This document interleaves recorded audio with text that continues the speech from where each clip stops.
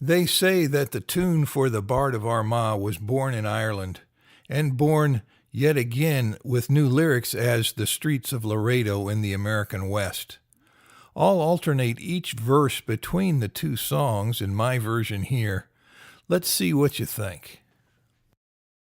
As I walked into the streets of Laredo, as I walked out in Laredo one day, I spied a poor cowboy all wrapped in white linen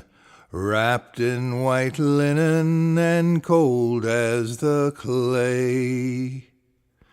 Oh, list to the tale of a poor Irish harper, and scorn not the strings of his old withered hands, but remember those fingers, they once could move sharper, to raise up the strain of his dear native land. I can see by your outfit that you are a cowboy. These words he said as I boldly passed by. Come and sit down beside me and hear my sad story, for I'm shot in the breast and I know I must die. At a wake or a fair I would twist my shillelagh and trip through a dance with my brogues tied with straw. There all the pretty colleens would gather around me.